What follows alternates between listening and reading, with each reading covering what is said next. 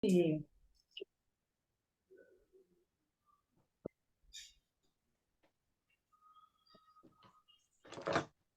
y el que quiera participar, por favor, levanta la mano. El tema que nos acompaña hoy, primero que todo, para los amigos nuevos que participan por primera vez o han participado en alguna otra oportunidad, eh, espacios de reflexión es precisamente eso, un espacio para reflexionar. Como espacio de reflexión, pues aquí no hay últimas verdades, no hay posturas radicales, cada quien siéntase en libertad de comprender lo que comprenda y de que compartamos entre todos las comprensiones que vamos adquiriendo. En ese sentido, la charla que hoy vamos a tener va a ser una charla en la que hablamos de la muerte más allá de la conciencia. Eh, digamos que el tema de hoy nos va a acercar un poco a lo que cada uno de nosotros piensa, sus propias comprensiones acerca de varios aspectos. Cuando ustedes leyeron que eran experiencias cercanas a la muerte, seguramente a muchos pudo ser que, ¿qué pasa cuando uno se muere? ¿Será que existe vida después de la muerte? Tantas ideas que se nos pueden ocurrir, ¿no? A cada uno de nosotros. Y también estos espacios que llevamos todo este año que hemos venido trabajando, eh, es un poco invitar a que hablar de la muerte nos ayude a darle sentido a la vida y vayamos comprendiendo la muerte desde una perspectiva más allá del miedo. Entonces, este es un poco el año que estamos reflexionando sobre la muerte y que cada uno de nosotros vayamos adquiriendo un poco, acercándonos a comprensiones y compartiendo entre todos lo que vamos ir comprendiendo. Es decir, que cuando decía Séneca que cuando uno vive después de haber consumido la vida, como si fuera una vela, uno ya es un ser humano libre. Entonces, hoy para que nos acompañe en este tema, eh, porque para los que también asisten por primera vez, el espacio que hoy manejamos nos acompaña John Jairo Vargas, que es médico y que además es una persona que pertenece a CAF y que esas dos características hacen que el tema de hoy sea muy especial, porque nosotros de alguna manera hemos visto la muerte como el final de la vida y asociado a la enfermedad. Y resulta que los cuidados paliativos, que es una de las fortalezas que John Jairo maneja, de las experiencias profundas, realmente es una conexión humana con el paciente, más allá de la enfermedad. Es una manera de acercarse al ser humano que está ahí.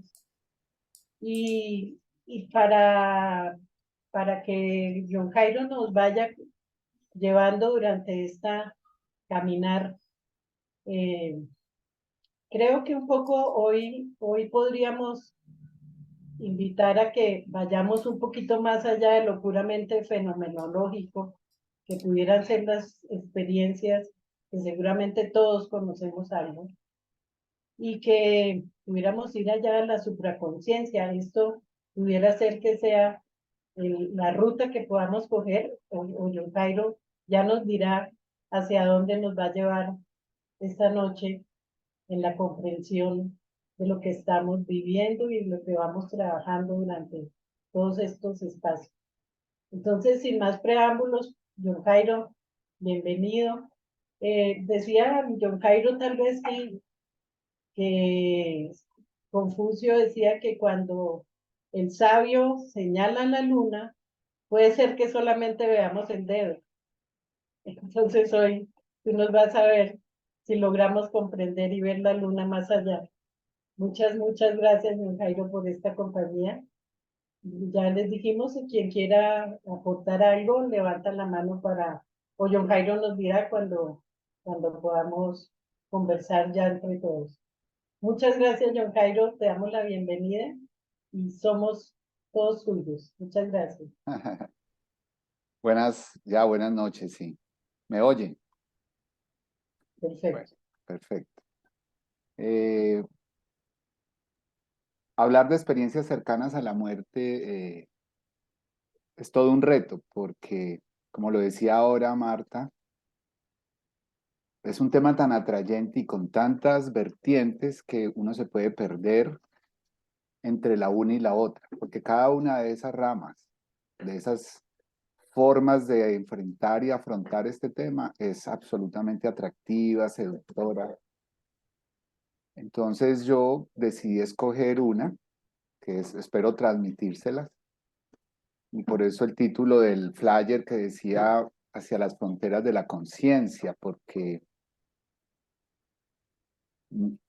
fuera de todas las vertientes hay una que de pronto está empezando a mostrar y ojalá lo logre compartir pues de manera clara, no va a ser fácil porque es un tema muy reciente que por lo menos en mi mente está cogiendo como forma y la literatura también es muy reciente, donde dice, para entrar en materia, que cuando nos estamos muriendo y vivimos lo que llamamos experiencias cercanas de muerte, habíamos creído que era simplemente, ojo a lo que les digo, una creación del cerebro por un desequilibrio neurobioquímico y de hormonas. Entonces la cosa era aparentemente muy sencilla. Pero a donde les quiero llevar y que a mí me cautivó esa vertiente, no quiero decir que las otras no, acuérdense lo que les dije, no fue fácil, es que tal vez lo que está mostrando es que hay una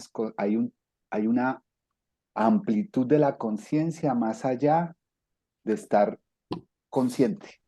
Y eso es lo que eh, espero transmitirles. Entonces entremos en materia de una vez. Voy a compartir. Ahí ya la están viendo, ¿cierto? Sí. Bueno, entonces vamos a conversar.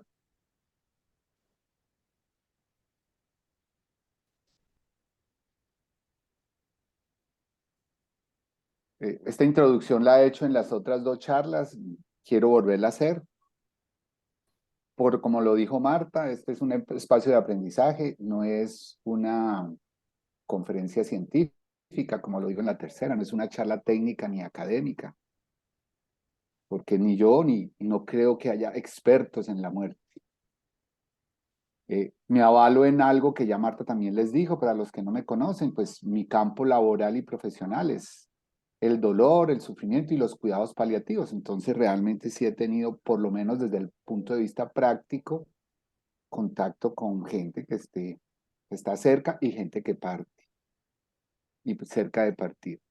Y lo que yo voy a hablar no compromete a CAP ni a los del ni a los del grupo de extensión de Bogotá. Es algo, asumo la responsabilidad de lo que yo diga y que espero que este sea un espacio, como les dijo Martica también, que lo disfrutemos. Yo lo disfruté mucho y espero seguirlo disfrutando ahora. Yo creo que hablar de experiencias cercanas de la muerte podría terminar aquí, tener solo una diapositiva. Porque para la ciencia ortodoxa, la muerte, ya lo habíamos hablado en la primera charla, esta definición es la muerte cerebral. Mientras el cerebro no muera, usted no se ha muerto. Entonces todo lo que se suceda antes de que el cerebro muera es, como dice el título, una experiencia cercana de muerte.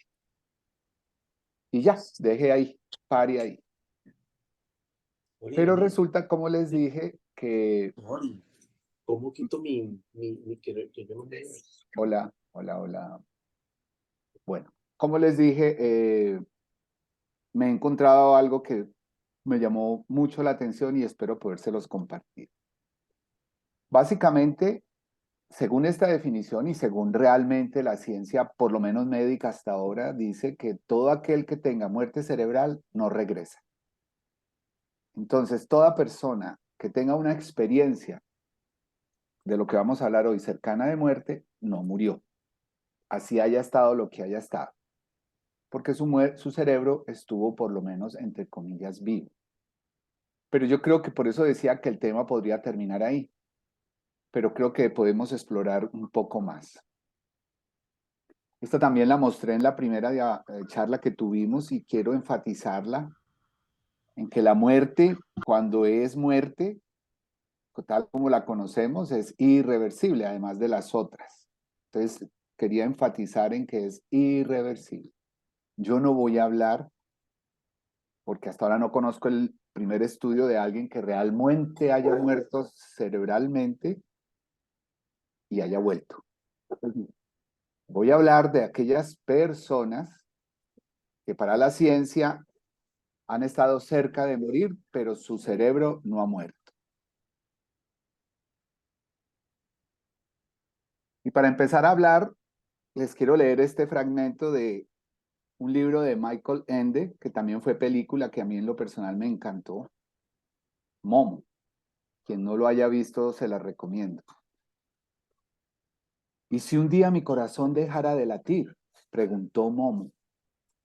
Entonces, replicó el maestro Ora, el tiempo se habrá acabado para ti, mi niña. También se podría decir que eres tú quien vuelve a través del tiempo, a través de todos tus días y noches, tus meses y años. Regresas a través de tu vida hasta llegar al gran portal de plata por el que una vez entraste. Por allí vuelves a salir. ¿Y qué hay del otro lado? Entonces has llegado al lugar de donde procede la música que, muy bajito, ya has oído alguna vez. Pero entonces tú formas parte de ella. Eres un sonido dentro de ella. Miró inquisitivo a Momo. Pero eso no podrás entenderlo todavía, ¿verdad? Hay un micrófono abierto. Sí, contestó Momo. Creo que sí. Y con este espíritu de Momo quiero que viajemos hacia atrás, como dice él, a ver si logramos llegar a ese portón de plata. Las experiencias cercanas de muerte realmente son relativamente frecuentes. Hay estudios que hablan que en una población general, ¿qué es la población general? Los que estamos aquí, más o menos unos 36, ahí veo el número. Dice que de los 36, si somos el 100%, hasta un 8% podríamos o habríamos tenido experiencias cercanas de muerte, más o menos 4 personas, 5 personas de los que estamos aquí, sin haber hecho ninguna selección de pacientes, de gente que está enferma, no, en general es una estadística, es un evento frecuente.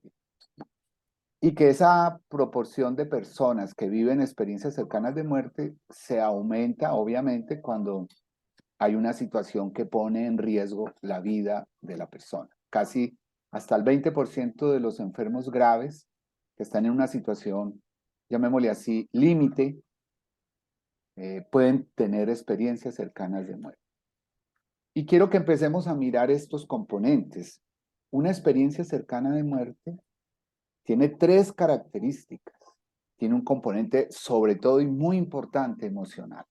Todas las investigaciones muestran que realmente de las cosas que más caracteriza la experiencia cercana de muerte es la parte o el componente emocional. Tiene un componente que para la ciencia es espiritual, yo le llamaría espiritual, perdón, y tiene un componente místico que para la ciencia, para que tengamos diferencia, el místico, el aspecto místico es la capacidad o el sentido de vida que las personas dan. ¿Por qué es importante que tengan presentes estos 3 puntos? Porque a medida que vamos avanzando en el viaje hacia el portal de plata, yo espero poderles mostrar cómo los estudios sobre la conciencia que se están haciendo últimamente tienen también estos mismos componentes. Vamos definiendo para que nos vamos entrando en materia. Existen experiencias cercanas de muerte clásicas y existen unas que en inglés like, o sea, parecidas, cercanas, o sea, situaciones tipo experiencias cercanas de muerte. Nosotros nos vamos a referir sobre todo a las clásicas. Las clásicas son las que todos conocemos. Son aquellas experiencias que suceden cuando una persona tiene eventos vitales que pueden llevar a la muerte, como alguien que tiene un paro cardiorrespiratorio, o sea, su cerebro y su pulmón dejan de funcionar. Cuando tienen un trauma en la cabeza, en el cráneo, y su cerebro sufre. Aquel paciente que está en una cirugía muy delicada, lo que llaman una cirugía mayor y se complica. O aquella persona que tiene una enfermedad grave de base y también se complicó al punto de que entra en un paro cardiorrespiratorio.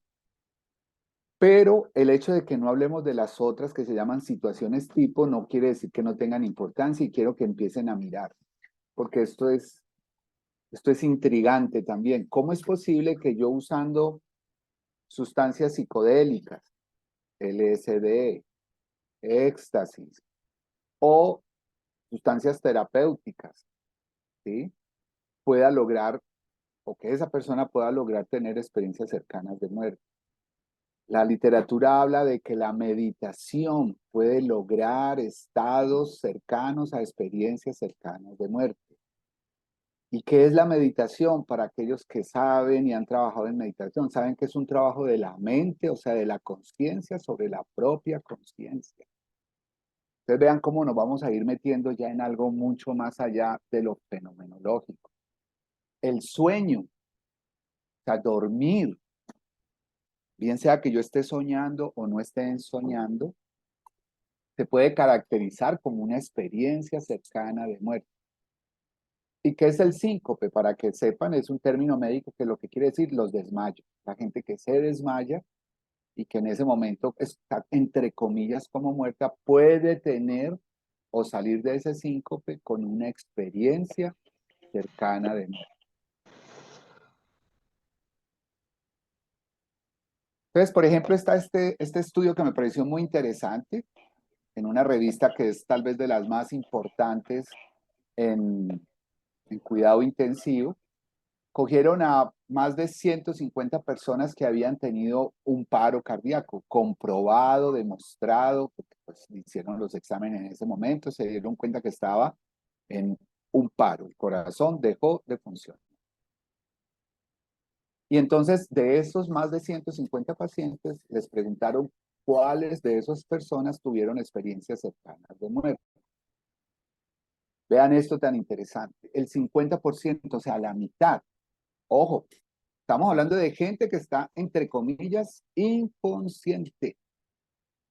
Usted, el corazón le deja de latir y en menos de 10 segundos su cerebro hace, es como si bajamos el interruptor de la luz, se apagó el bombillo.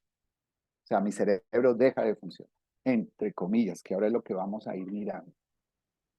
Y a pesar de eso, de que más de 150 personas, la mitad de ellos tuvieron memoria de lo que había sucedido, recordaban. Y aquí viene la primera cosa, ¿cómo es posible que yo recuerde algo si yo no estoy despierto? Si yo estoy totalmente inconsciente, ¿cómo se graba eso en mi cerebro? ¿Cómo es que yo salgo del paro y me acuerdo? El 9% de ellos ya tuvieron todo completo la experiencia cercana de muerte y el 2% recordaban lo que los médicos, las enfermeras y la gente hablaba mientras lo resucitaban. Ojo, es gente que volvió. Acuérdense que ninguno de ellos ha muerto. Estuvieron cerca de morir. Pero lo interesante y a donde yo quiero que vamos mirando es qué explica, qué es lo que sucede. Y que eso que oyeron ese 2% se pudo corroborar con los médicos y fue así. No es que yo inventara, fue así. O sea, yo dije como paciente y ustedes decían esto, que me pasaran esto, inyectenle tanto, ponga tantos 250 julios para el desfibrilador, corre, trae, ven. Y los médicos decían, sí, eso dijimos, sí, eso pusimos. O sea, no es un invento ni una ficción del paciente. Lo oyó y lo recuerda. Pero está el cerebro, entre comillas, inconsciente, sin funcionar. Entonces, como les dije ahora, las experiencias cercanas de muerte generalmente son experiencias personalmente vividas, como les dije, de un alto contenido emocional y con aspectos espirituales y místicos muy importantes.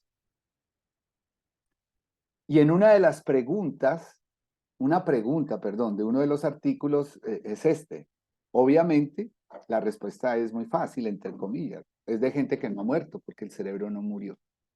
Pero es muy interesante que un autor se haga esa pregunta, ¿no? ¿Esas experiencias son de personas que han muerto y han regresado o son de personas que todavía no han muerto? Probablemente esas experiencias es de gente que todavía no ha muerto, está cerca. Y algo que llama mucho la atención, el primer libro que habló de esto o el primer estudio fue en el 1975 por un doctor Robert Moody. Él sacó es casi un libro como de 100 páginas, donde él recopiló gente de Asia, gente de América, gente de África, y recopiló las experiencias de diferentes edades y comprobó que estas experiencias son similares en todas las culturas y en todas las edades. Entonces esto nos lleva a otra gran conclusión. Tiene que haber algo común que une a esas experiencias y a esas personas deben de tener algo común para poder vivir lo mismo, por lo menos en esas categorías que les dije ahora, muy emocionales, autovividas y místicas y espirituales.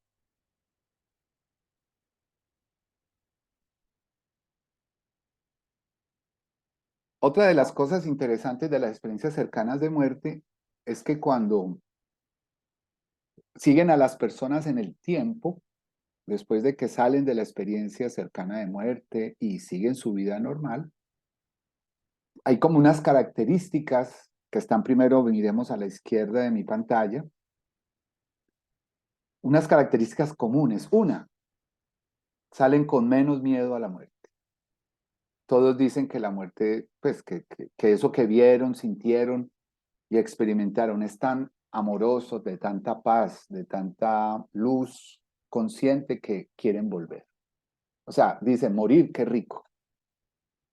Lo otro es que asumen o se convierten, llamémosle así, convierten su vida en un estilo de vida, entre comillas, mucho más, como había un artículo que decía, más sano. O sea, es gente que empieza a vivir más hacia el amor, hacia el cariño, hacia lo estético, menos preocupado por el consumo, menos preocupado por la fama, por el dinero, lo que llamaríamos por valores trascendentales. O sea, se han documentado casos de cambios de 180 grados en la forma de ser de las personas, en la mayoría de ellas. Por eso pongo cambio en la forma de vida positivo. Pero lo otro que me llamó la atención y que no lo podemos desechar es que hay experiencias cercanas de muerte que se pueden clasificar como negativas. Hay gente que ha salido o que ha vivido experiencias cercanas de muerte infernales, ¿sí? Le llaman percepción angustiosa de elementos que no son positivos, de vacío, de la nada, sentimientos de vacío cósmico y aislamiento total. Y ha habido gente que ha tenido experiencias cercanas de muerte donde viajan, entre comillas, por lugares que describen como el infierno. Por eso le llaman en la literatura por un mundo infernal. No es lo más frecuente. En una revisión de estas experiencias cercanas de muerte que llaman infernales, decían que menos del 1%. Pero no se puede despreciar porque sean poquitos. Lo que quiero decir es que es importante saber que aunque la mayoría de las experiencias cercanas de muerte son como aparece al lado contrario de aquí a la izquierda de mi diapositiva, hay un número de personas que tienen experiencias cercanas de muerte que podríamos decir viajaron al infierno y volvieron, desde el punto de vista metafórico. Este es un cuadro, pues una reproducción sacada de la de internet, de un cuadro del Bosco, y en uno de los artículos decían que puede ser el primer cuadro que se pintó de una experiencia cercana de muerte, ¿cierto? Que en este caso, pues el ser es llevado por otros seres que llamaríamos ángeles y se ve un túnel y al fondo, pues, una luz y unos seres al fondo, pues, de ese túnel. Dicen que posiblemente el Bosco tuvo alguna experiencia cercana de muerte que fue, o algún acto contemplativo. Recuerden que hay experiencias tipo cercanas de muerte parecidas que se pueden lograr cuando se medita, se ora o en estados de éxtasis se puede lograr una visión de estas. Generalmente, desde el punto de vista de fenomenológico, que es importante, generalmente se caracteriza que las experiencias cercanas de muerte pueden ser fenómenos de autoscopia, o sea, me veo a mí mismo, me veo flotando, ¿sí? Me veo, floto, salgo de mi cuerpo. Hay pacientes que han descrito, yo me vi en la sala de cirugía, vi cómo los médicos corrían, me aplicaban descargas eléctricas y yo flotaba ahí encima del quirófano, ¿sí? Otros salen y se ven que están al borde de la cama y ven su cuerpo ahí inerte y que lo están moviendo y lo empujan, pues tratando de revivirlo. Fenómenos de autoscopia. Lo otro que también es muy frecuente es ver luces. Generalmente son luces que describen de mucho brillo, pero que no enceguece. Y es una luz que ellos llaman, que es muy interesante el término, una luz con conciencia, una luz viva. Lo otro es que, como les dije, tiene mucha importancia la parte emocional. Entonces dicen y describen que estas experiencias son de una profunda paz y una profunda calma. Que ellos ahí en ese momento no sienten nada, no sienten miedo, aunque saben, dicen, yo sé que me estaba muriendo, no me da miedo, vi mi cuerpo, vi los médicos, vi a mi esposa. Si es un accidente, hay uno que está descrito de un señor que queda inconsciente con un trauma cerebral en el carro y la señora tratando de jalarlo y sacarlo, gritando desesperada. Y él dice que él sí veía que su esposa gritaba, pero que él no sentía nada, que ellos no pues que decía, no hay que gritar, todo está bien. O sea, es muy interesante esa, entre comillas dirían los antiguos psiquiatras, esa bella indiferencia que se tiene en ese momento. Y lo otro que también es muy frecuente, que lo vimos en el cuadro, es la visión de entrar a un túnel.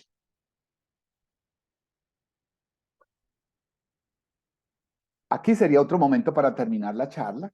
Este sería el segundo momento. Yo dije, bueno, ya les conté cuáles son las experiencias cercanas de muerte, la estadística, qué es. Y Marta ya parafraseó a Confucio, pero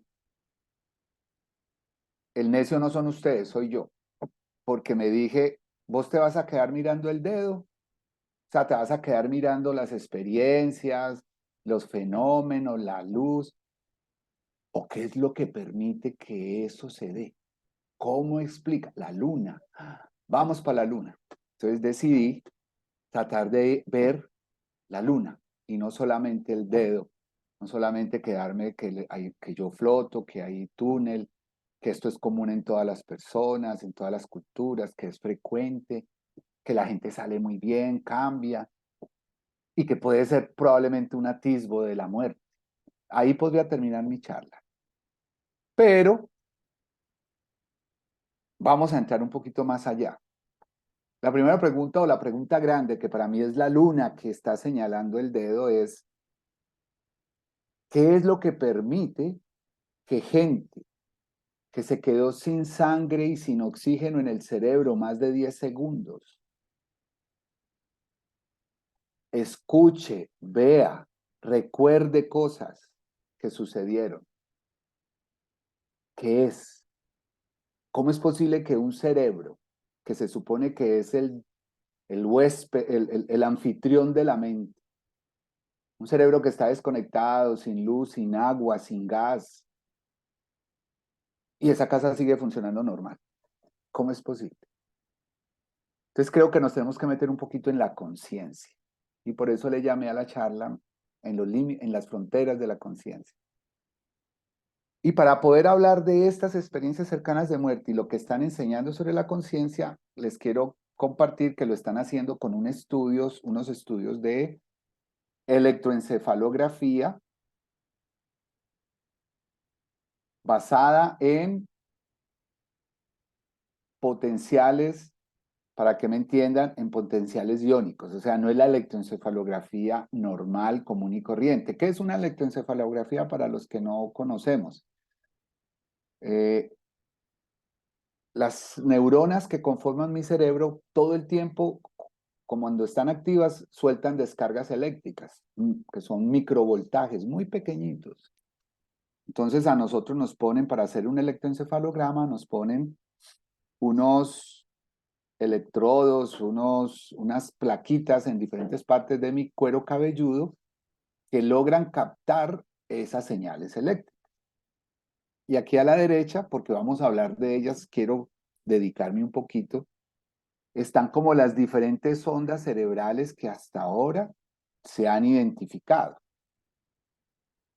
Los que estamos aquí en este momento, despiertos, activos, que me están escuchando, que están atentos a todo, en este momento estamos en una onda beta.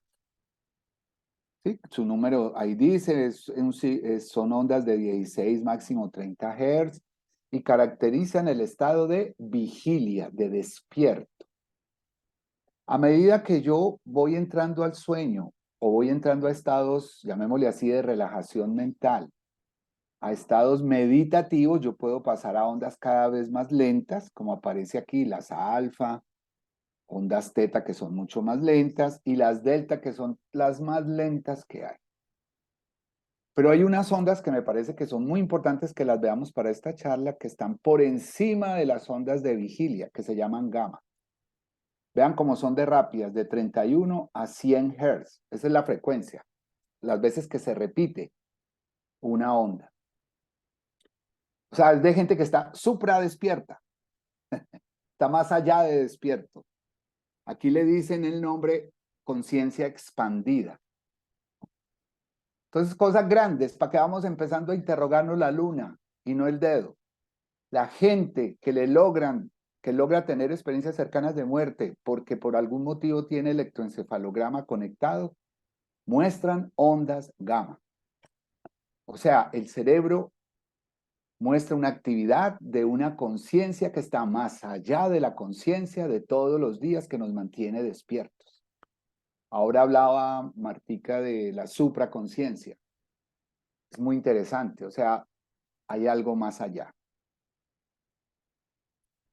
No se me asusten con este cuadro, yo me asusté al principio, dije, ¿lo pongo o no lo pongo? Y dije, sí, creo que vale la pena que lo pongamos, porque nos va a mostrar la magnitud de lo que estamos hablando.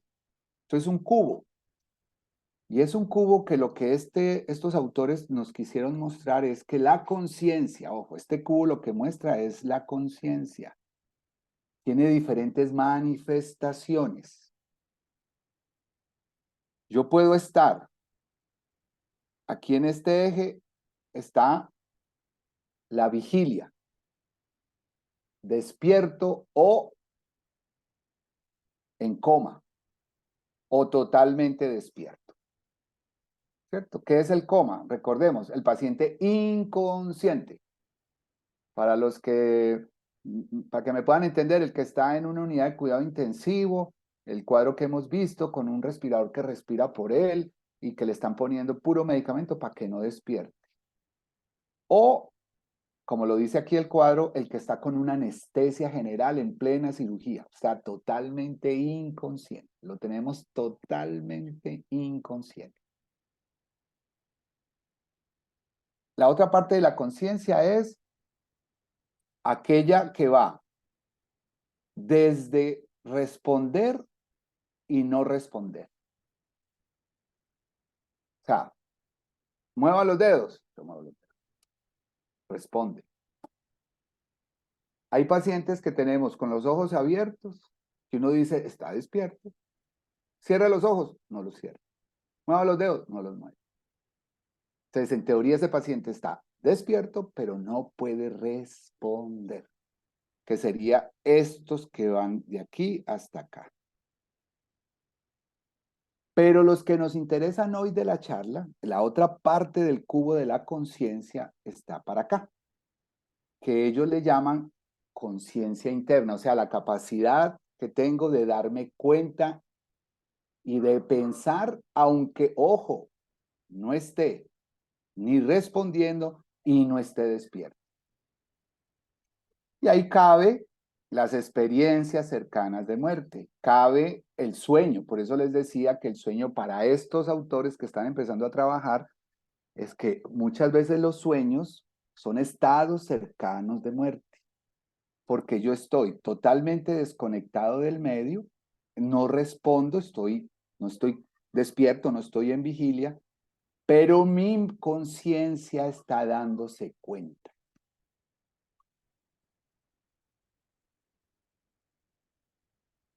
Espero que me sigan porque esto para mí por lo menos es muy intrigante.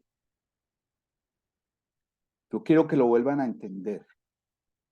Usted ahora está despierto. Aquí estamos nosotros, vean esta bolita. Entonces, ¿quién es el que está consciente, normal, despierto? El que responde totalmente. Vea que la flecha va de aquí para acá. Usted está consciente. Si yo les digo a todos, muevan los pies mientras no estén dormidos y no se hayan dormido con la charla, van a poder mover los pies. Si yo les miro la cámara, los veo, tienen los ojos abiertos, los mueven, están despiertos, están en vigilia. Y tienen su conciencia totalmente activa. Pero la gente que ha hecho experiencias cercanas de muerte, ojo, ni pueden responder y están totalmente en coma, inconscientes. Pero aún así, totalmente conscientes. Obviamente digo inconsciente y parece que se contradice con consciente. O sea, más bien voy a decir, están totalmente en coma. No están en vigilia, el estado contrario a la vigilia. Vigilia es estar despierto, atento. Ellos están totalmente inconscientes. Pero aún así, la conciencia está trabajando. Ojo, aunque el cerebro no esté trabajando, aunque la parte del cerebro que trabaja la conciencia no esté trabajando. Esto es una cosa que por lo menos para mí rompe cositas en el sentido de que si la mente está hospedada en el cerebro y el cerebro no funciona, posiblemente la mente no debería funcionar. Pero parece que funciona, aunque esté desconectada. No se asusten, esto es parecido, pero lo quise traer porque me agrega dos cosas. Nos dice, estar despierto, o sea, desde una persona que está en coma a estar totalmente despierto como usted y como yo, eso lo maneja la parte más antigua de mi cerebro, que es el tallo cerebral, o sea, la unión de mi cerebro con la columna, la médula espinal y el cerebro se juntan aquí atrásito en la nuca y ahí queda lo que nosotros llamamos el tallo cerebral. Ese es el que nos mantiene despiertos, en vigilia. ¿Sí? Y estar consciente, o sea, darme cuenta, depende de las cortezas, la parte más nueva del cerebro. Las experiencias cercanas de muerte tienen que ver por acá. Vea que aquí lo pone. Cerebro agonizante o cerebro muriendo, es más o menos la traducción. Es aquel cerebro que no está que no está consciente, que no está despierto, pero que está elaborando recuerdos, imágenes y sentimientos y grabando en la memoria. Y como les voy a mostrar al final, está oyendo.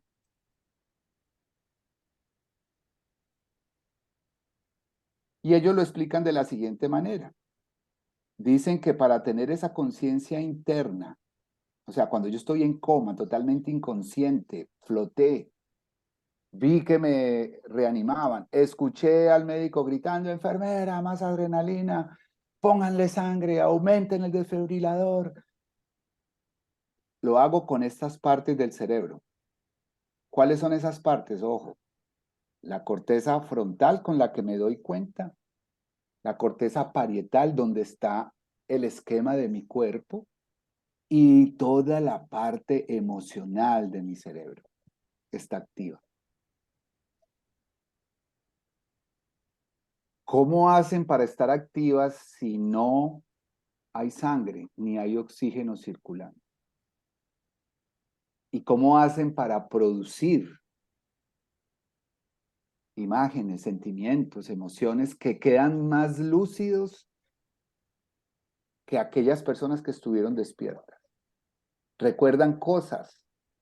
Hay pacientes que han recordado y le han dicho al médico, usted tenía una camisa así, asá y asá. Y el médico dice, ay, yo no me acordaba. Esa era la camisa que yo tenía. O sea, es algo que está más allá de la conciencia despierta de todos los días. Y esto todavía nos intriga todavía mucho más, ¿no? En sujetos sanos, en cirugías, ustedes saben que ya pueden operar el cerebro con la gente despierta, le meten un tubito y tocan partes del cerebro.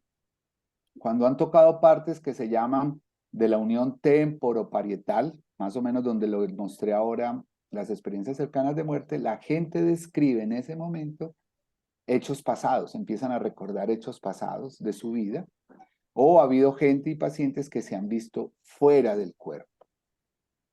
Entonces, aparentemente la explicación es muy simple. Ah, ahí está, usted toca esa zona del cerebro y al verme fuera del cuerpo es porque esa parte del cerebro produce la imagen de verse fuera del cuerpo. Y según eso, ahí termina la historia.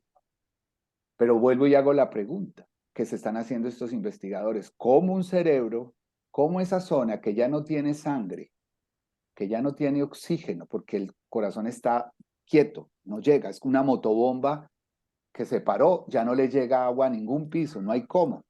Y es seguir viendo el agua cayendo de la llave. Pero ¿por dónde está cayendo esta agua? O sea, la conciencia es algo más allá de estar despierto. Despierto en vigilia. Y creo que esto empieza a explicar algo que vimos la vez pasada. Recuerden que yo les decía que la tanatosis es un desarrollo que la evolución le ha dado a muchas especies. Recuerden que les mostré que muchas especies, nosotros también tenemos tanatosis. Es el proceso con el cual un cuerpo adopta posturas y fisiología de estar muerto para superar eventos peligrosos. ¿Sí? ¿Se acuerdan que les conté? No, este es el chita, Tigre.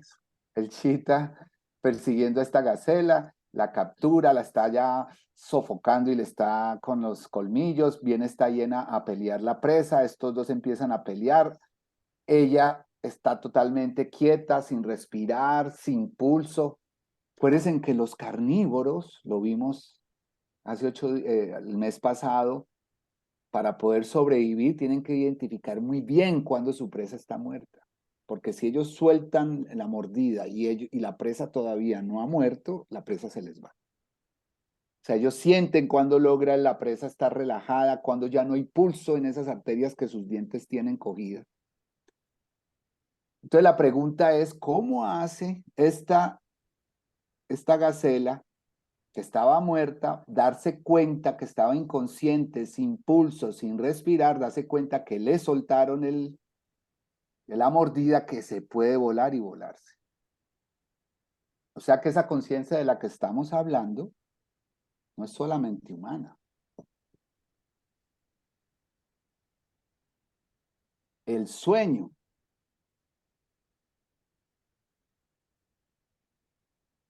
¿Cómo es posible que ha habido gente que durante el sueño descubre cosas, fórmulas, descubre la vía para encontrar la solución al problema, llámese matemático, llámese familiar, llámese, y están dormidos. En el sueño, este es el cerebro despierto, este es un sueño donde yo todavía no estoy ensoñando y aquí estoy soñando o ensoñando. Si ustedes ven, el cerebro ensoñando es muy distinto al cerebro despierto. ¿Dónde está la mente en ese momento? Si yo no respondo, una persona dormida, su cuerpo no responde. Si yo le digo mueva el dedo gordo del pie derecho, no lo va a mover. Si yo lo examino con los ojos cerrados, quieto, digo, no está despierto. Está en un estado de sueño, sonambulismo, sueño o inconsciente. Bueno, depende del... Y aún así, su mente sigue en un nivel de conciencia interno que cuando despierta puede recordar cosas. Es que yo creo que ahí está el quid. Yo creo que esa es la luna que nos están mostrando estos eventos. No solo lo fenomenológico que yo les mostré ahora. Es, ¿dónde está la conciencia? ¿Será que la conciencia está por fuera del cerebro? ¿Será que la conciencia está por fuera de mi cuerpo y lo que hace mi cuerpo y el cerebro es en determinados estados conectarse como si fuera una antena? Y cuando yo estoy en una experiencia cercana de muerte, de pronto entro a otro nivel de conciencia. Se han demostrado en estas personas que tienen conectadas al electroencefalograma, como les dije, 30 segundos después de un paro cardíaco. Ojo, 30 segundos. Cuenten 30 segundos. 1, 2, 3. Sin que el corazón lleve sangre ni oxígeno al cerebro. El cerebro no aguanta 10 segundos sin oxígeno. Se desconecta. Y a los 30 segundos ya hay ondas gamma. Y si ustedes recuerden cuáles son las ondas gamma, más rápidas que las ondas beta, que son las que en este momento todos tenemos por estar despiertos. En este momento mi cerebro está emitiendo ondas beta, de 15 a 30 Hz por segundo. Las ondas gamma son de 30 a más de 100 ondas por segundo. ¿Con qué energía, con qué sustrato el cerebro produce eso? No hay oxígeno. Ojo, lo que les conté, la tanatosis y todo, han demostrado ondas gamma en roedores, o sea, en seres evolutivamente en una cadena, llamémosle así, inferior, evolutivamente. Vean lo que han demostrado estos investigadores. Yo puedo tener ondas cerebrales 30 minutos después de un paro cardíaco. Todavía mi cerebro puede estar emitiendo ondas cerebrales. ¿Esas ondas son de conciencia? Es una pregunta que uno se hace. ¿Esas ondas son simplemente residuales? Algo que quedó ahí como goteando la llave, botando los últimos resticos de agua. Pero vean, por ejemplo, en macacos demostraron que el cerebro después de 2 horas puede seguir emitiendo ondas. 2 horas de haber parado la circulación. Un paro cardíaco provocado en un macaco. Y a las 2 horas el cerebro todavía seguía con actividad cerebral, en un electroencefalograma. O sea, seres que no responden, no pueden moverse, no pueden hacer nada, y están totalmente inconscientes, no pueden abrir los ojos, están totalmente, no responden, inconscientes, y aún así hay algo ahí que está trabajando.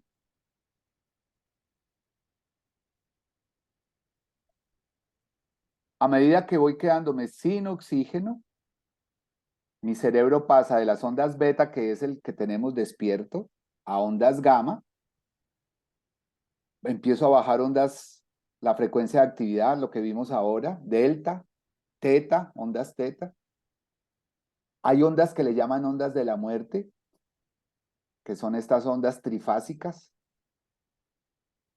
Y que si me logran resucitar o me logran reoxigenar el cerebro, yo puedo resucitar, entre comillas, o realmente ahí sí me voy a morir si no lograron reoxigenar. Yo me morí aquí. Pueden pasar 30, 40, 50 minutos y yo todavía tener ondas que le llaman de muerte y todavía me podrían recuperar. Esto no es el tema de la charla, pero lo que algunos investigadores están proponiendo con esto es, ¡ay, hijo de mamá! Y nosotros que cogemos a las personas después de 10 minutos ya declarada, entre comillas, la muerte cerebral, o entró en muerte cerebral y les donamos órganos, ¿será que estamos corriendo mucho? Lo dejo ahí, no es el tema nuestro, no soy el indicado para hablarles de esto, pero las antiguas culturas siempre nos han dicho, no corran a enterrar a la gente, déjenla un tiempo, 1, 2, 3, 4 días. Me acuerdo que en CAP hablaban hasta de 7 días. Vaya uno a saber, ¿no? ¿Dónde está? Pero esto rompe paradigmas. Por lo tanto, yo puedo tener conciencia sin estar en vigilia, sin estar alerta. Y un paciente muriendo, es consciente aunque no esté alerta. ¿Cuánto dura esa conciencia? Es ahí es donde vamos. ¿Hasta dónde llega esa conciencia? No sabemos. Porque a duras penas, la ciencia ahora le está dando, acuérdense ese cubo que les mostré, el de la conciencia interna. Simplemente mirábamos la muerte con no responde y no está alerta. Y si el tallo cerebral dejó de funcionar, ya se murió. Pero parece que la conciencia interna, esa que les mostré, que es la que permite que yo recuerde cuando vuelvo, ese es el misterio, esa es la luna. No sabemos cuánto tiempo dura. O lo que es más todavía intrigante, ¿dónde está esa conciencia? Porque es que el cerebro está sin oxígeno y sin sangre. Ya no la tiene. ¿O qué tipo de conciencia es que no necesita oxígeno ni sangre? O sea, cuando yo medito, porque acuérdense que yo puedo producir esas experiencias cercanas de muerte, cuando yo estoy meditando que baja mi frecuencia cardíaca, mi pulso, que yo puedo bajar hasta la temperatura, dependiendo del tipo de relajación, tal vez yo entro en un estado de conciencia interna que me lleva a otras fronteras de la mente y de la conciencia. A eso es que yo quería invitarlos hoy con esta charla, que miremos la luna. La muerte nos está ayudando a entender la vida por la conciencia, los misterios de la conciencia. Y esto para mí fue, me encontré esto. Imaginen que la pregunta que se hicieron los investigadores fue, cuando uno está muerto, entre comillas, en paro cardíaco, ¿puede escuchar? Y compararon a personas que estaban en estado de vigilia, con electroencefalogramas, con tonos, con música, con personas que estaban por alguna condición médica con electroencefalograma conectado, porque eso ya se puede hacer. Uno puede tener una electroencefalografía permanente 24 horas en una habitación. Simplemente es conectarlo en el aparato adecuado. Y por algún motivo entraron en un paro cardíaco o entran en una lesión cerebral y con música. Y aprovecharon para darse cuenta que el cerebro de esas personas, porque aquí era el cerebro, escuchaba, aunque estaban en paro cardiorrespiratorio. Ojo, es que cuando, acuérdense, está sin oxígeno y sin sangre. O sea, está sin, vuelvo y les ponía, usted le quita al carro la gasolina o el gas, le quita la batería, le quita el motor y, y ese carro de todas maneras camina. Me dice, ¿cómo? Es más o menos eso, para que me entiendan. Si ustedes miran, las ondas son muy parecidas entre las personas que estaban, entre comillas, vivas con una enfermedad difícil y las personas que entraron en paro cardiorrespiratorio conectados a un electroencefalograma con onda, con sonidos. Seguían captándolos. Los que escribieron ese artículo no tienen nada que ver con cuidado paliativo, pero terminan diciendo, razón tendrían, según este experimento, razón tienen los que afirman que el último sentido que se pierde es el oído. Por lo tanto, se recomienda que la gente le hable a su familiar, aunque esté ya, entre comillas, muerto, para que lo acompañe. Imagínense, Le hablen a un cerebro que está sin oxígeno y sin sangre porque lo oye. ¿Qué conciencia? ¿Cuál parte de la conciencia oye? ¿Dónde está la conciencia en ese momento? ¿Se salió? ¿Está ahí? ¿Está en todo mi cuerpo?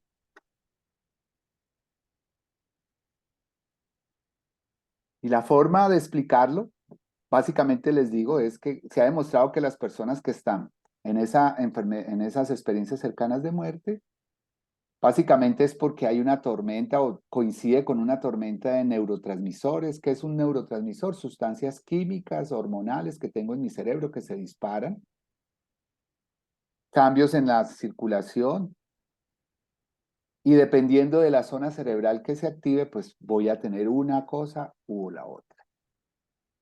Este fue el principio, yo podía haber terminado ahí, o sea, una tercera. O sea, yo podía haberles dicho, el cerebro, la experiencia cercana de muerte es de la gente que no se murió, porque si el cerebro se murió, no hay experiencia cercana de muerte. Segundo, las experiencias cercanas de muerte son muy emocionales, autorreferenciales y tienen componentes místicos. Y se caracterizan por tu, y el cerebro de la gente que le han estudiado muestra estos cambios. Por eso quise terminar con esto, porque ahí terminaría. Pero espero que me hayan comprendido que lo que estas experiencias cercanas de muerte están mostrando es un misterio todavía mucho mayor, tal vez, que la misma muerte, porque parece que la misma muerte cabría en esa conciencia interna. Para terminar, me encantó esta frase, este pedacito de un mensaje, del mensaje plenilunio de este año de CAF, que se me pareció al relato de Ora y de Momo, ese portón de plata. En este renunciar se produce un vacío dentro de mí. Este es el límite que tengo que cruzar. ¿Qué hay cuando no hay pasado ni futuro? Me detengo un instante en mi corazón. ¿Qué encuentro? Silencio insondable, infinitud, lo desconocido. No hay diferenciación, solo presencia. Eso es una experiencia cercana de muerte, pero de una conciencia expandida. Bueno, muchas gracias. Eso era lo que quería que compartiéramos hoy. Muchas gracias, John Jairo. Ya, Espero no haber sido muy complicado. Yo sé que había no, mucho término biológico, pero para poder hablar de la conciencia yo tenía que mostrarles eso porque por lo menos yo me enamoré de la luna que ese dedo señalaba.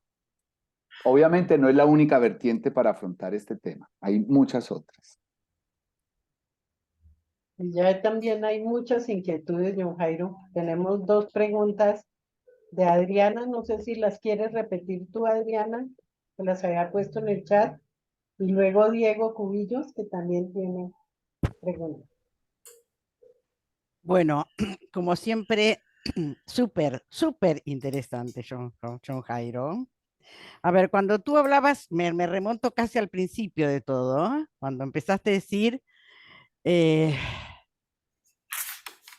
que no estaban, cuando la gente está en coma, está inconsciente, eh, pero que recuerdan dónde estuvieron, y a mí se me ocurrió entonces la pregunta, ¿dónde estuvieron? Si la tenemos nosotros, ¿dónde estuvimos? Em, Tú dices en un momento volvieron, que alguien volvió. Yo digo, ¿de dónde volvió? Vuelvo de nuevo. ¿Dónde estuvimos? Y casi al principio también se me ocurrió cuando hablabas, hacías mucha insistencia, después cambiaste un poquito, si te dejo las preguntas, pero insististe mucho en esto de estar inconsciente, ¿no? Y entonces yo ahí pensaba, digo, a ver, eh, la inconsciencia, en este caso, la identificamos con no responder. Si yo no respondo, estoy inconsciente. Si respondo, estoy consciente. Y ahí yo pensaba, digo, a ver, si no será que estoy, eh, no es, no sé cómo definirlo, porque realmente este asunto de la inconsciencia y conciencia es un lío bárbaro, ¿no? Pues, terminológicamente hablando. Yo me imaginaba, digo, yo tenía la sensación de estar, de que esta gente que están de que cuando uno está en encuentros cercanos con la muerte, eh, uno es como si estuviera adentro de la conciencia, de eso que no sabemos qué es y que no podemos acceder por ahí con nuestra cabeza, con nuestro grado de entendimiento. ¿Es muy loco lo que digo o tú lo puedes captar? No, lo capto totalmente. No es nada loco. Loco es lo que están proponiendo. Es que ya vimos, la conciencia ya la está, tiene, ya es un cubo. Cuando era una cosa lineal simplemente. Despierto, somnoliento, inconsciente. Vivo, muerto. Es una línea. Así era. Ya vamos en un cubo. Pues tridimensional, tratando de representarlo. Con eso ya sabrás que es loco. Hay gente que está inconsciente y mueve mueve los brazos y mueve los ojos. Sería muy complicado. Hay más de 6 estados neurológicos ya diferentes. ¿Sí? O sea, pero a donde yo quiero que nos concentremos es en lo que acabas de decir. Tanto tú y yo que estamos despiertos como todos los que estamos aquí, estamos con conciencia. Esas personas que entraron a experiencias cercanas de muerte tienen la conciencia, pero parece que es una conciencia de una cualidad diferente. Experimentalmente, experiencialmente, vivencialmente, mucho más lúcida y clara. Es más, hay un estudio que siguió a estas personas 20 años y a los 20 años recordaban todo estrictamente igual al primer día. Ustedes saben que a medida que pasa el tiempo, la memoria confabula, porque me empiezo a olvidar si era un azul clarito o un azul oscuro, entonces yo ya le digo que es como un azul verdoso, y a los 10 años yo ya no lo veo azul verdoso, sino que puedo decir que era algo como entre gris y azul. Esta gente vuelve y dice a los 20 años, azul claro, tipo agua de río. Y la voz era así.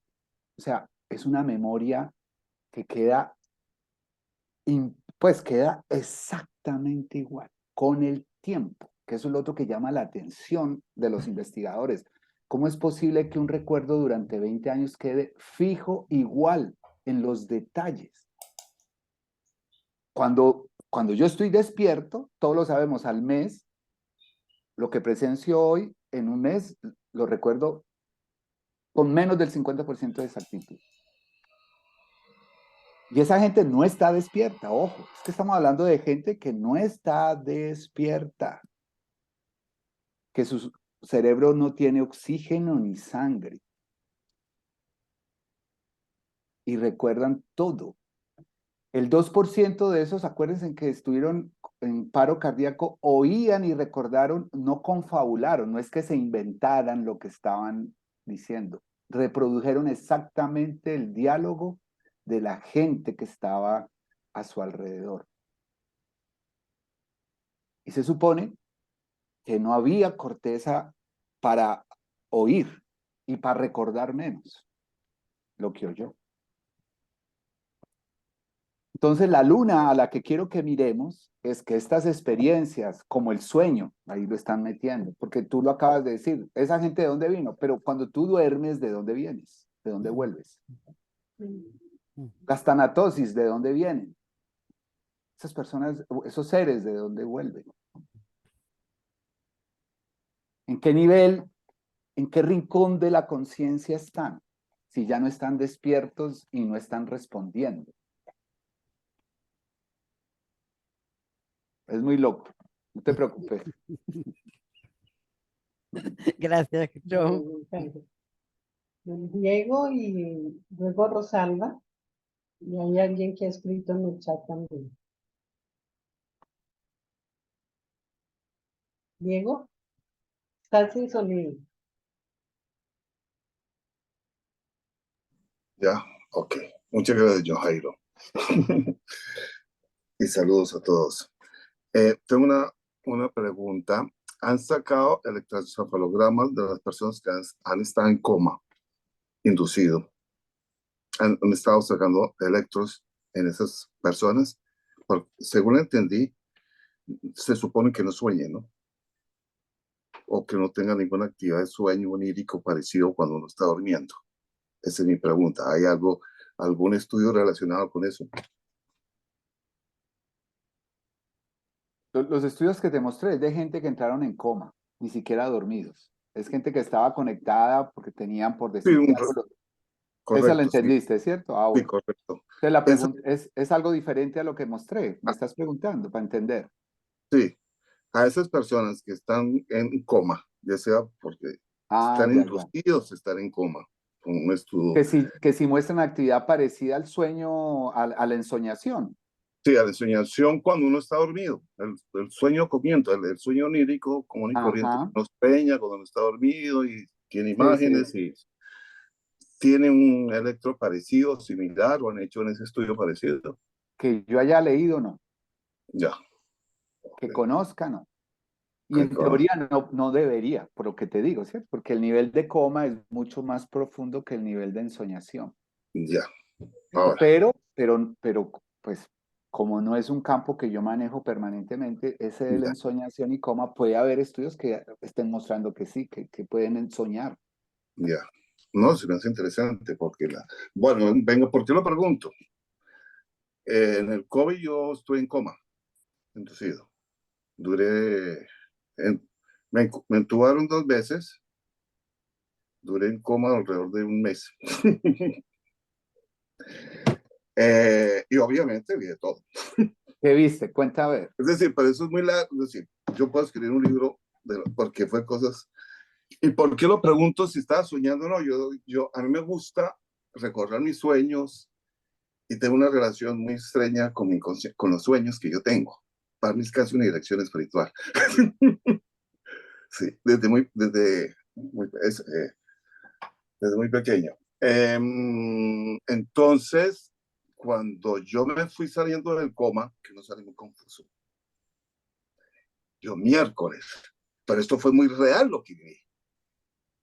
Era muy diferente porque no había simbología, no había cosas extrañas, que sueñan ilógicas, que no, eso era muy real y muy colorido. Pero bueno, no, olvídate, podemos explicar todo lo que yo vivía, todo, desde lo que podía clasificarse como el infierno, como la luz, y toda esa luz clara, y hermoso, todo eso lo vi. Pero bueno, Probablemente, Diego, lo que tuviste fue experiencias cercanas de muerte. o sea, a mí lo No clasificaron, en soñarlo, no como soñar, pues, no como en sueños, sino como una no, experiencia. Sí, sí, estuviste en ese rincón de inclusive, la conciencia, en ese cubo, estuviste por allá, en ese otro lado que no sabemos mucho, es que apenas se le están midiendo a trabajarlo. Por lo que te sí, digo, porque para los eh, neurocientíficos esa parte no existía, no lo miraban así. ya. No, por supuesto, era un poco diferente, porque es diferente a lo que uno sueña como y corriente, pero yo trataba como yo estudié psicología y estuve trabajando en eso, pues no, ya no trabajo en eso, pero tengo esa tendencia, por supuesto. Pero bueno, pero lo más importante para mí de todo eso fue lo que aprendí. Sí, tuve una experiencia emocional muy fuerte. Se puede decir que tuve una experiencia espiritual también muy fuerte. Eh, lo que aprendí es que todo lo que uno cree que en la vida real es verdad, es todo un cuento. Todo lo que yo pensé que era cierto, eso es un cuento. Yo me inventé, que es lo que yo llamo todo lo que uno percibe la vida. Todos percibimos las mismas cosas, los mismos objetos, las mismas cosas, vemos lo mismo. Pero lo que uno interpreta es diferente. Cada uno interpreta la vida de una manera diferente de acuerdo a sus pensamientos, de acuerdo a sus creencias. Y acomoda sus experiencias, lo que ve, su percepción, lo que percibe sus sentidos, lo acomoda a sus creencias. Por eso, si usted ve, y eso es muy típico, personas que ven algo, un accidente, o algo, lo pueden contar de manera diferente, dicen cosas diferentes, concuerdan en muchas cosas, pero no es totalmente igual. Y yo me acuerdo de personas que yo he hablado de cómo interpretan, dos personas que tengan la misma experiencia lo interpretan de una manera diferente. Entonces, eso es una parte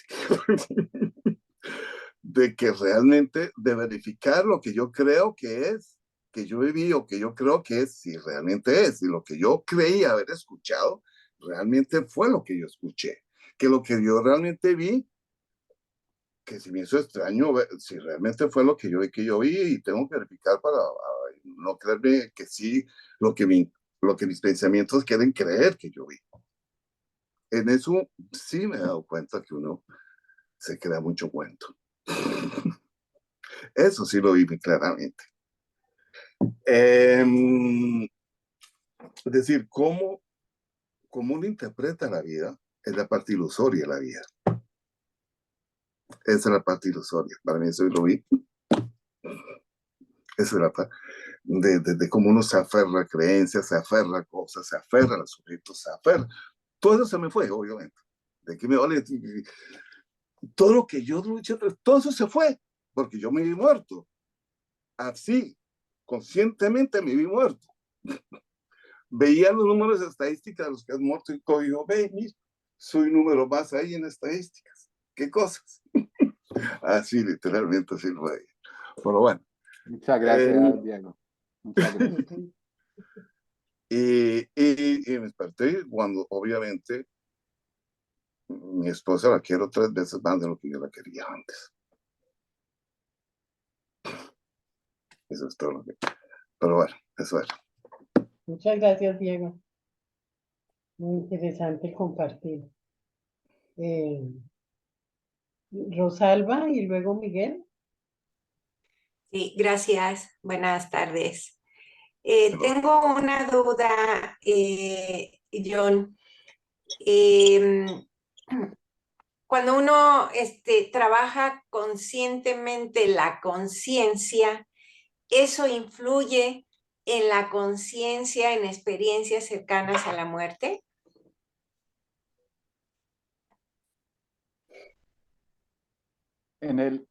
¿Cómo va, Rosalba? En el estudio que les mostré de experiencias cercanas, no, experiencias tipo cercanas a la muerte, o sea, no las clásicas que son las que todos sabemos después de un accidente, paro respiratorio, enfermedades, que era con meditación, algunos productos, sustancias alucinógenas. Mostraron, por ejemplo, que la gente que meditaba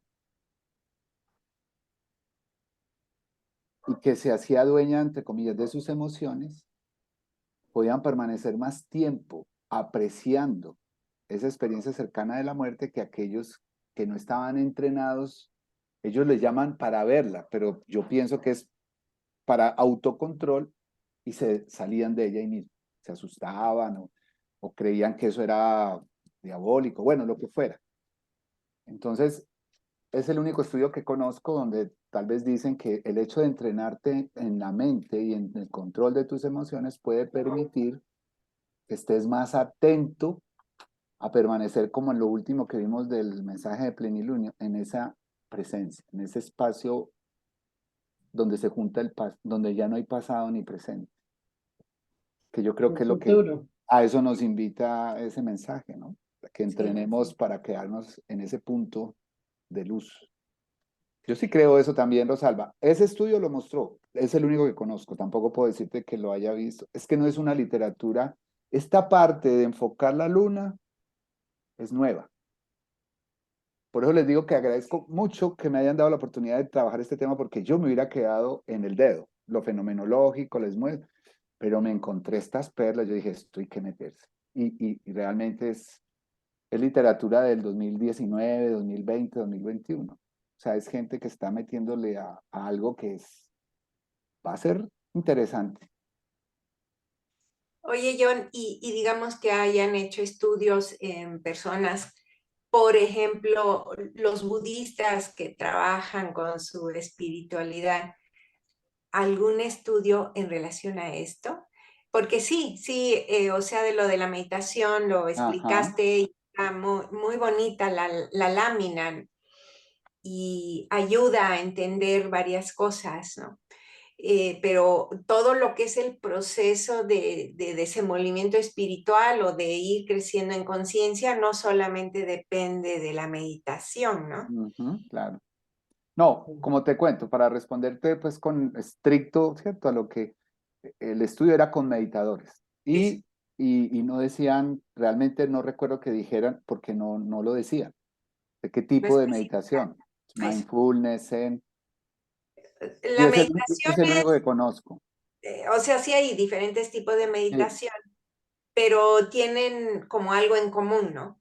Eso yo lo entiendo así, no sé si así sea, ¿no? pero es el único estudio que encontré de meditación y experiencias tipo cercanas a la muerte. ¿Sí me entiendes? Ok, Que es lo que me estabas preguntando. Obviamente tú y yo sabemos que hay mucho estudio sobre meditación y conciencia, pero de este tipo, por lo menos fue el que me encontré. ok. No vi más. Gracias, Gracias, John. Rosalba Con y John gusto. Jairo. Invitando a Miguel, a Humberto y a Germán y a Cristín. Nos quedan pocos minutos, entonces los invitamos a una participación efectiva y corta. Gracias. Miguel, estás sin sonido.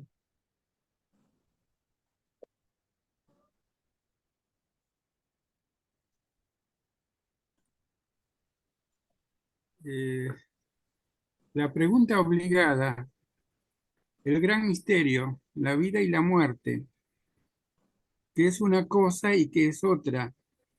¿Qué es uno? ¿Qué es el alma? La primera respuesta que uno puede tantear es el cuerpo es una cosa, es sustancia material compleja con un funcionamiento muy complejo, y lo otro es el alma, es otra sustancia distinta que están juntos, conviven, interactúan, y bueno, la vida sería eso en principio. Pero ¿qué pasa en la muerte? Se separan el uno del otro, son cosas distintas, el cuerpo, la materia decae, el alma sigue viviendo, sigue evolucionando, sigue, por ahí encuentra otro cuerpo. Esas son preguntas y esas son y tentativas de entenderlo, ¿no? Hay otra forma de entenderlo que se da desde la ciencia con el principio materialista de que nuestro cerebro es una complejidad muy grande de neuronas todas interconectadas. Y en esa extraordinaria complejidad hay un fenómeno emergente que es lo que nosotros percibimos como conciencia.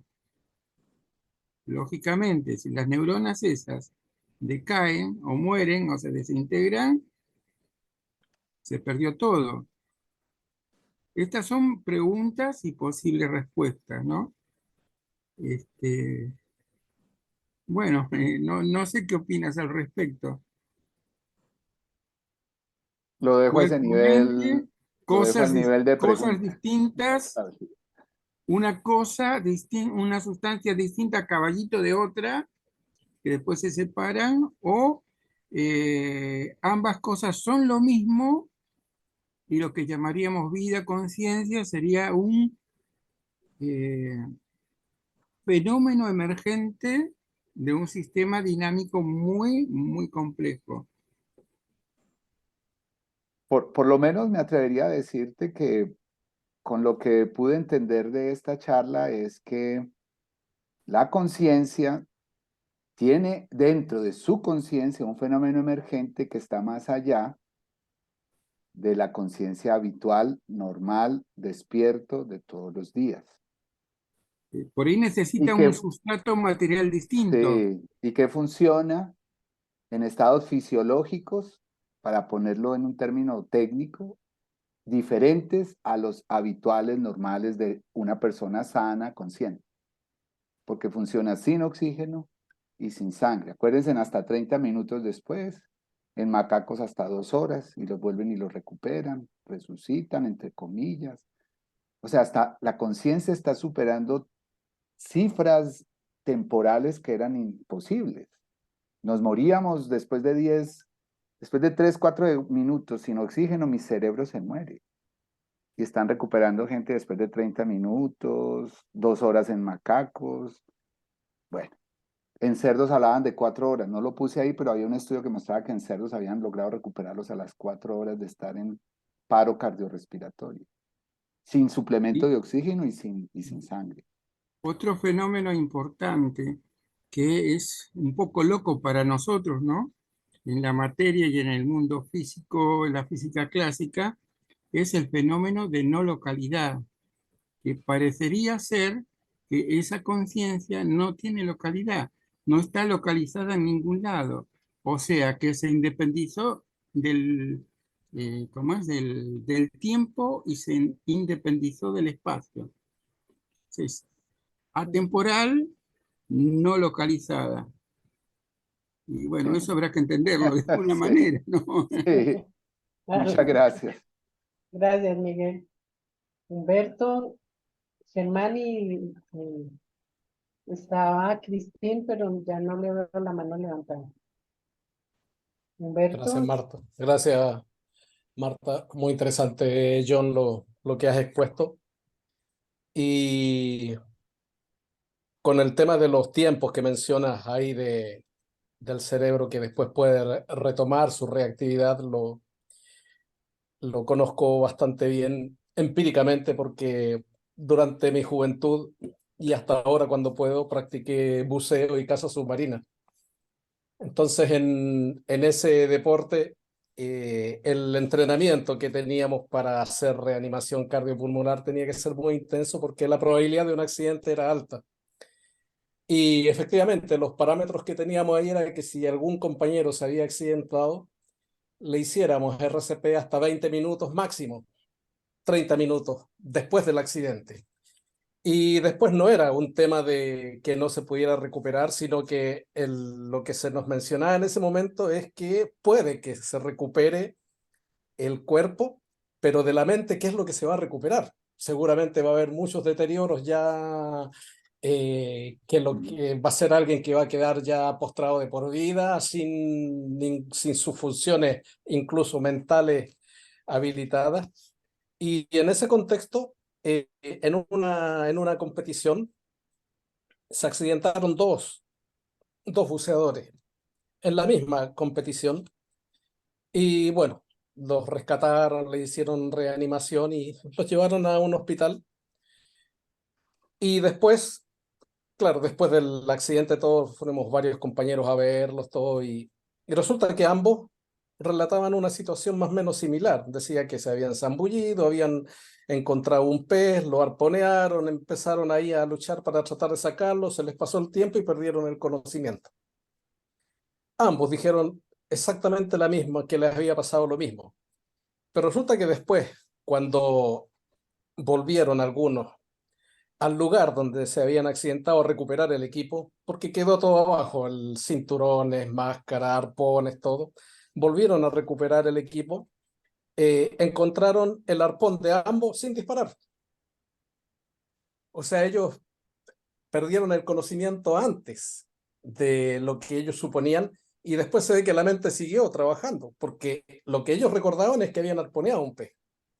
Y en la lucha por sacarlo se perdieron el conocimiento y sin embargo encontraron los dos arpones sin disparar. Entonces interesante cómo la mente siguió su proyección y yo creo que eso es algo que si nosotros no nos damos cuenta de lo que nos hemos pasado, puede ser lo que a veces nos mencionan ahí en los textos místicos, en nuestra enseñanza, que nosotros podemos seguir creyendo que estamos vivos, pero por un tiempo bastante largo y ya no es esa la realidad. Y otro punto en el que quería ver ahí algo de lo que se ha mencionado acá, y esto es más que nada un interrogante. Si nosotros vemos los textos de los que incluso están en nuestra enseñanza de las primeras razas, antropogénesis, todos esos cursos donde se va a ver el hombre cuando estaba recién incipiente acá, resulta que hay un momento en que incluso esto está hasta en algunos relatos bíblicos, está algo muy, muy parecido, en que se habla de lo que era lo que tenía la forma humana en ese momento, pero la conciencia estaba al lado, no estaba en los cuerpos esos que estaban ahí. La conciencia estaba al lado. De eso lo hablan de las ruedas y todo, que estaba al lado de ellos. Y en este momento, no creo que sea el objetivo de esta charla, pero es como para preguntarlo. ¿La conciencia nuestra está en el cerebro? ¿O el cerebro solamente el traductor que, que nos permite tomar contacto con la conciencia? Porque yo en esto me he hecho un ejercicio. Si yo tengo un receptor de televisión que capta los canales, todo que lo tengo ahí, y en un momento dado ese receptor se me rompió, se quemó, se arruinó, lo cambio, pongo otro y vuelvo a tener los canales nuevamente funcionando. Con nuestro cerebro, ¿será algo similar o no? No es ni una aseveración, nada por sino que solamente un interrogante. Gracias. No sé si yo...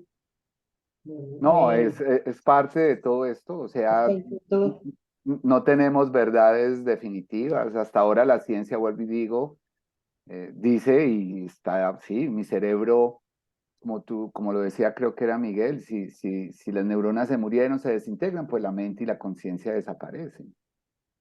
Pero hacia donde estamos yendo es que el cerebro o esa conciencia que se supone que está en el cerebro puede funcionar, aunque el cerebro ya no esté funcionando, por lo menos no de la manera fisiológica tradicional habitual del ser despierto. Entonces yo creo que ahí la invitación es esa, y parece que podemos acceder a esas formas de conciencia a través de otras situaciones, no necesariamente de experiencias cercanas de muerte. Por eso les puse esa diapositiva, con la meditación, con estados de reflexión profundas, con situaciones de contemplación, podríamos llegar a estados de conciencia que no necesariamente se explican por una funcionalidad normal del cerebro. Cuando digo normal es lo habitual fisiológico.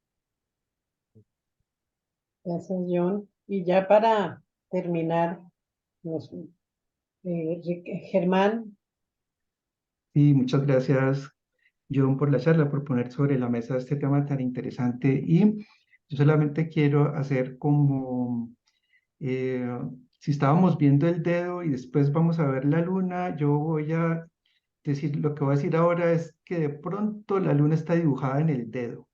Es decir, que de pronto todo esto tiene una explicación y no necesariamente tenemos que ir de una vez a la mecánica cuántica que exponían y cosas así de la entrelazamiento. Pienso, por ejemplo, que es claro hasta ahora que la conciencia está separada de la percepción. Y hay muchos casos. Yo conocí, por ejemplo, un ciego de nacimiento que cuando entraba a la casa prendía la luz. No veía nada, pero él tenía que prender la luz. Me dice, ¿pero cómo? Todo el mundo me dice, ¿por qué? Y hay otras personas que dicen que no ven nada y les mandan una bola y son capaces de cogerla en el aire. Hay películas sobre eso. No recuerdo, creo que Ramachandran decía cualquier, digamos, ponía, ¿qué color está viendo? Ponía aquí un color verde. Y les no, no sé, porque es que yo no veo nada. Pero no, invéntese, ¿qué color cree que está viendo? Verde. Y era el verde. Y nunca fallaba, nunca fallaba. Lo estaba viendo. El problema es que no era consciente de lo que estaba viendo porque estaba utilizando un mecanismo ancestral de la visión que no pasa por el tálamo, sino hay un mecanismo rápido que utilizaban, digamos, seres ancestrales como los reptiles y que nosotros todavía lo tenemos. Entonces, hay esa separación y por eso está el otro eje de la conciencia, sería explicable desde ese punto de vista. Lo otro que me parece muy importante es el ejemplo del carro. ¿Cómo puede funcionar un cerebro? ¿Cómo puede funcionar un carro sin gasolina? Pues hay carros híbridos, ¿no? Los carros híbridos tienen gasolina y si la gasolina no le llega, pues utilizan la energía eléctrica que está almacenada ahí, ¿cierto? Entonces ahí, y eso es lo que ocurre realmente en el cerebro. Tú sabes que aparte del sistema circulatorio, puede ser que no le llegue nada de sangre a uno, pero puede llegar, está el sistema de circulación linfático, por ahí circulan una cantidad de cosas. Aparte de eso, es muy conocido el tema de los músculos. Los músculos no funcionan solamente con aire, el metabolismo aeróbico no es el único válido. Los corredores de 100 metros explosivos, los que levantan pesas, utilizan más el metabolismo anaeróbico, no necesita aire para funcionar. Entonces, hay sistemas ancestrales, especialmente los que mencionabas, que explicarían los temas de tanatosis o de hibernación que ocurre en muchos animales que pueden basarse en ese sistema, no necesariamente. Ellos bajan los latidos a cero y siguen viviendo. O sea, eso es algo que no es un estado de conciencia no más allá, sino más anterior. Es un sistema viejo que fue el que nos ayudó a crear el nuevo sistema de conciencia. La conciencia que, como la conocemos ahora, es demasiado reciente. Eso no pasa de 70 millones de años. Entonces, no, eso es lo que quería compartir. O sea, eso todavía no es lo que estoy diciendo, tampoco es que esté comprobado que una persona tiene un metabolismo anaeróbico y sí está circulando por el sistema linfático sustancias y cosas que no necesariamente son oxígeno y que pueden utilizar los mismos sistemas que se utilizan para oír. Es que está oyendo y está oyendo haciendo la transformada de Fourier común y corriente que siempre hace el oído. Está utilizando eso, pero sin sangre. Hay esas posibilidades, o sea, todavía no podemos estar seguros si estamos viendo la luna o si estamos viendo el dedo. Es lo que quería mencionar.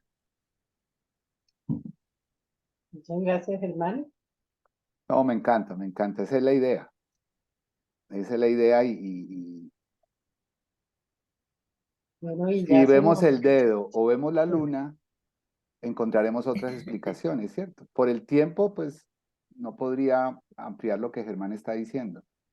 Pero a donde todo esto está llevando es que así sea primitivo o sea nuevo, es ese portón de plata. Hay algo ahí que todavía no está claro.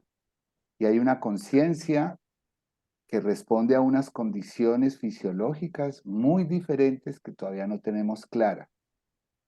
¿Sí? Y que muchos estados fisiológicos como el sueño, la meditación, se le parecen y se le acercan.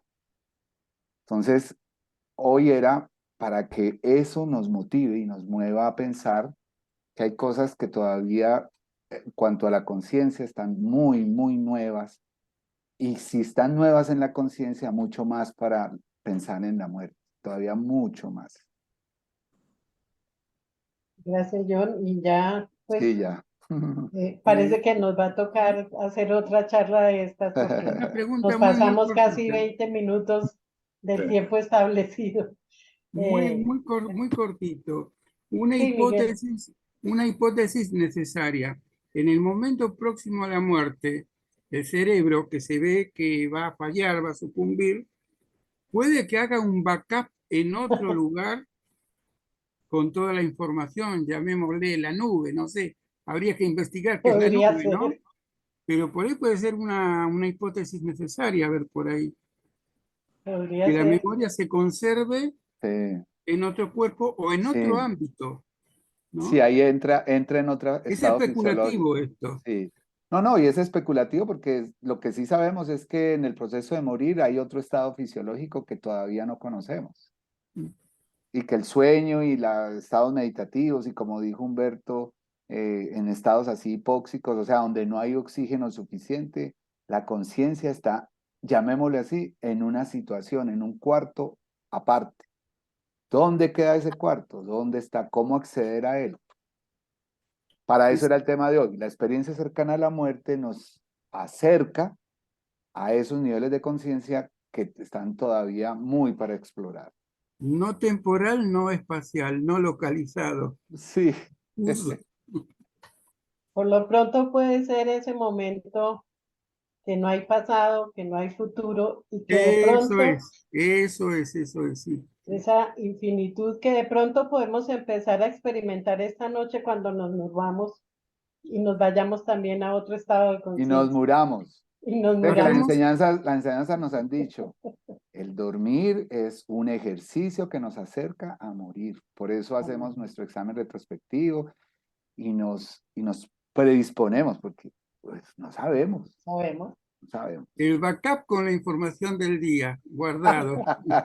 Vale. Está O bueno, soltarlo. está Bueno, bueno ese backup. ese backup. Muchas gracias. Las No, personas gracias. que quieran recibir quieran recibir la invitación para este evento siempre va a ser el mismo link. El próximo es el 14 de agosto. Siempre van a poder acceder por este mismo link, pero si nos quieren dejar en el chat el correo electrónico, nos lo pueden dejar. Y bueno, nos vemos el 14 de agosto. Muy, muy contenta.